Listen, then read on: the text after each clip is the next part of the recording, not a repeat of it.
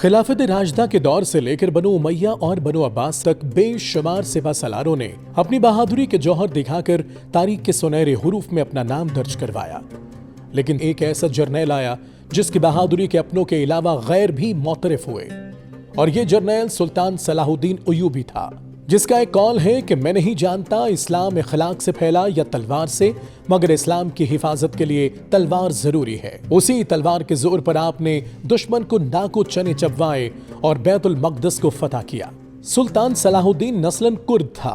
वो 1138 ईस्वी में कुर्दिस्तान के एक हिस्से में पैदा हुआ जो अब इराक में शामिल है।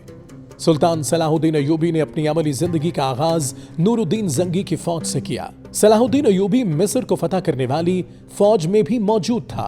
मिस्र फतह हो जाने के बाद उन्हें मिस्र का हाकिम मुकर्रर कर दिया गया, जिसके बाद उन्होंने 569 हिजरी में यमन को भी फतह कर लिया। नूरुद्दीन जंगी के 1179 ईस्वी में इंतकाल के बाद सलाहुद्दीन अय्यूबी हुक्मरानी पर फाइज हुआ। सुल्तान सलाहुद्दीन बड़ा शुजा और नडर जर्नैल था जो किसी वाक़े से घबराता न था। दौरान जंग उसके मुकाबले में फरंगियों की बहुत बड़ी तादाद होती, लेकिन सुल्तान पर उसका कोई असर न होता था, बल्कि उससे उसकी हिम्मत और हौसला और ज्यादा बढ़ जाता। अका के बहासिरे में एक रात फरंगियों के 70 से ज्यादा जंगी जहाज आए।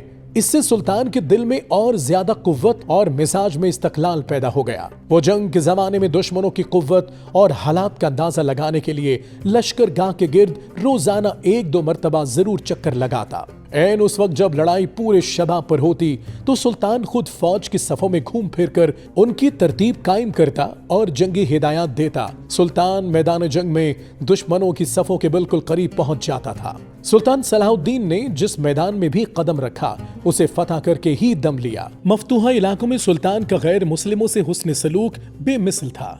जब बर्जिया का कला फतह हुआ तो वहां की मलिका मुसलमानों की कैद में आ गई। सुल्तान को जब इसका इल्म हुआ तो उन्होंने बेहद एहतराम के साथ उसे अंताकिया पहुंचा दिया।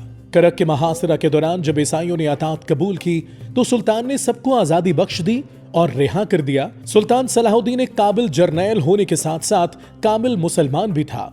उसने मैदान जंग के साथ साथ मैदान अमल में भी खुद को साबित किया।